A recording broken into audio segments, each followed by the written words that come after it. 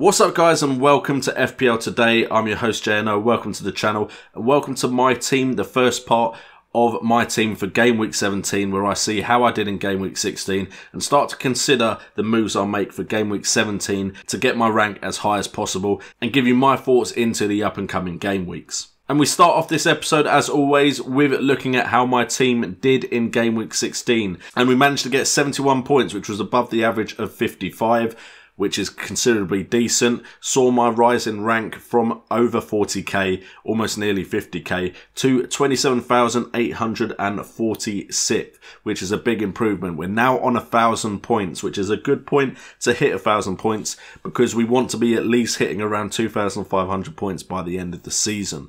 So we're looking pretty decent, and we had some very big performances in this game week which saw us rise in rank. The star man was Mohamed Salah, who unfortunately I didn't captain. He got 21 points. If I'd captained him, that would have been 42, and we'd be having an even bigger celebration of Game Week 16. But I went with Aubameyang, who only managed to get an assist, which doubled his points from 5 to 10. However, it's not the end of the world, because some people did captain Harry Kane, so I can't be too upset about that. We did have both Callum Wilson and Trent Alexander-Arnold not play. The transfer I made in my celebratory stream last week saw me bring in Trent Alexander-Arnold for Robertson, because stats-wise, he was outperforming Robertson, but then he didn't even start, so he couldn't outperform him against Bournemouth, which was really upsetting. But we also had Felipe Anderson, 12 points scored with a goal and assist, really performing well. And then points returns also from Richarlison, Alonso and Doherty, getting me a good game week total and seeing me rise up the ranks again, which is always what we want to see. So I'm very happy with how my team did in Game Week 16. But let's go into more detail. So we start off with the goalkeeper and defence. We start off with Matthew Ryan at 4.6 million. Still no clean sheets, but he did get 3 saves, which means he got 3 points for this game week. We are hoping for some returns, but it's not likely in the up and coming game week. So we'll see what happens there. But you might get a lot of save points. So we might get some returns for Matthew Ryan to kind of remind us of the good old days. Then we also have Alonso at 7 million. He has had a price drop of 0.1 million recently, and he managed to get a clean sheet against Man City, which isn't something I saw coming, but he came off my bench, got me some points, which is always good to see. Only 1 penalty area touch, so not much attacking threat, but it is against Manchester City, so we'll accept that. And then Doherty, the gift that keeps giving, despite the fact that Wolves keep not keeping clean sheets. He got 7 points from 1 goal, scored in the dying minutes of the game, 4 penalty area touches, 3 attempts on goal, 3 from inside the box, 2 on target and 1 big chance.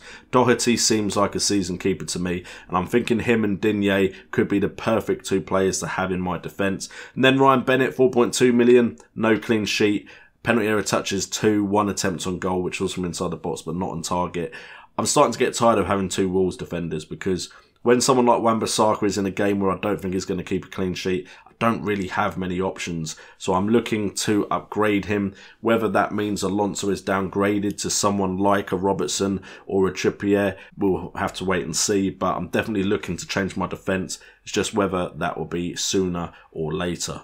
We then go on to the midfield, and we start off with Richarlison, the player I called a trap, who is now actually returning me points, managing to get 7 points in Game Week 16 and actually doing rather well for me overall. 90 minutes played, 1 goal scored, 7 penalty area touches, 2 attempts on goal, 2 from inside the box, 1 on target, 1 big chance and also 1 chance created. It just looks like he's a good option, out of position for games, except when maybe they play bigger opponents. For his price, he is doing well. I can't really argue against that. So I'm happy with Richarlison as long as he keeps getting me points.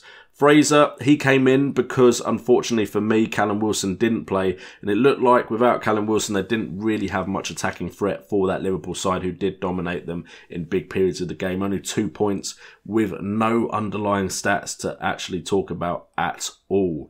We then have Sane as well, another disappointment in a game week, which was rather good for me. 1 point, 52 minutes played, 8 penalty area touches, 1 attempt on goal, 1 from inside the box, 2 chances created. However, the big worry was I think he was brought off because of his defensive work. So which means moving forward, potentially he won't get started in games where Pep thinks they need to do better defensively, which is a big worry for me that he got taken off so early. I think he's definitely a good option for the fact that Mendy is out, brings him that width. but I now worry in big games he's not going to get that game time anymore, which is disappointing. We then go on to Salah and Anderson, the bit I really want to talk about. Salah, 21 points from 90 minutes played, 3 goals, 3 bonus points, 10 penalty area touches, only actually 4 attempts on goal. He's had games with a lot more attempts on goal, 4 from inside the box, but 3 on target. He was clinical, scoring 3 chances as well. Big chances, he had 2 in total, and he had 2 chances created as well. If he can keep those underlying stats up, potentially this is the turnaround. I am worried about getting rid of him now. Whereas if he hadn't performed against Bournemouth, he'd probably be out of my side.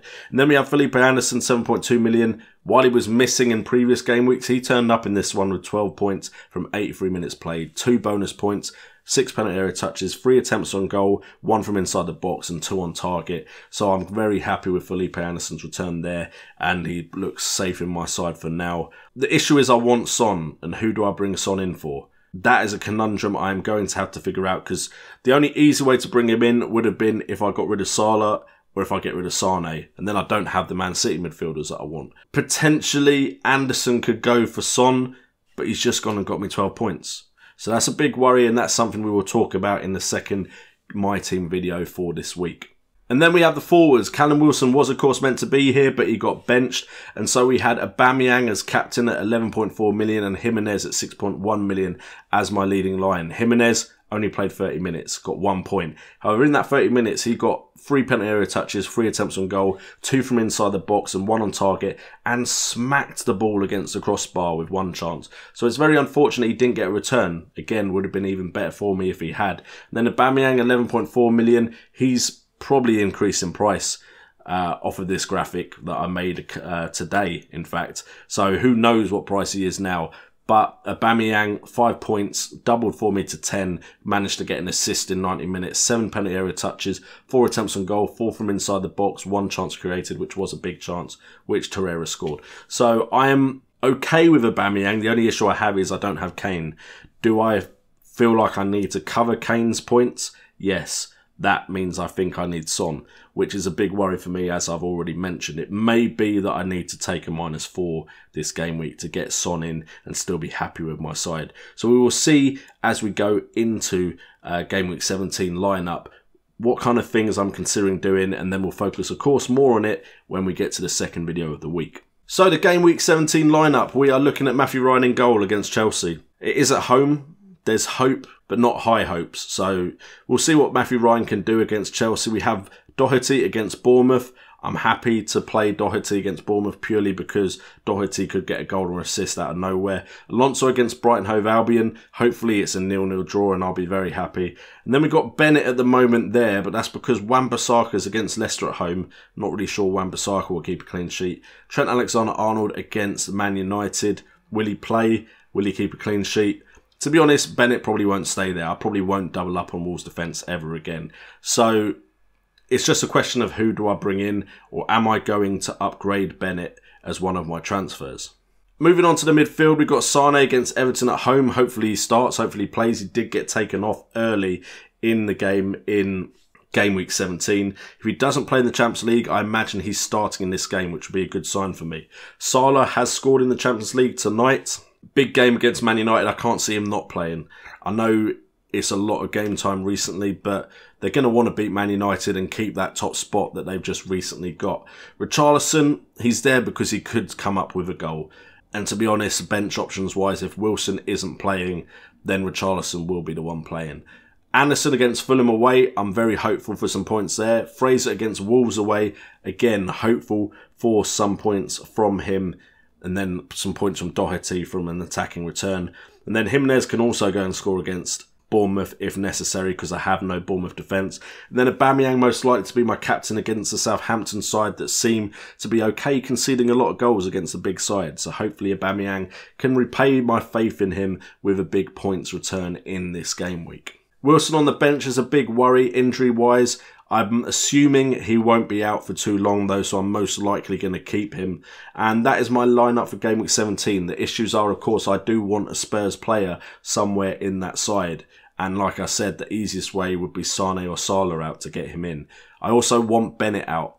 And to be honest, most of the defenders I'm interested in would be an upgrade. Digne is the one I really want, and to be honest, Digne would be eating out my budget to get Son, which is a worry. So striker-wise, I'm probably not going to touch it unless I hear something very severe about Wilson. And if I do, it might be for someone cheaper purely because of the moves I want to make elsewhere. Anyway guys, that is it for this video of my team, my review of the performance and the underlying stats for my team from Game Week 16. Hopefully this has helped you with your decisions that you have to make. Also, make sure to check out my live stream if you did miss it. The replay should be up and live on the channel now, as you see in this video. And we should hopefully get some clips from that stream as well of the helpful parts for you to catch up with. Thank you guys so much for the support recently. If you have enjoyed this video, please make sure to like and share it out on social media, as well as subscribe to the channel if you've enjoyed this video and you're new here. We try and do as much content as possible between game weeks.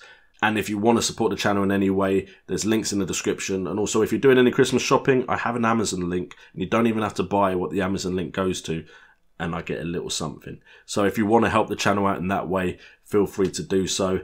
I've been JNO, this has been FPL Today, and remember, it's all about the game.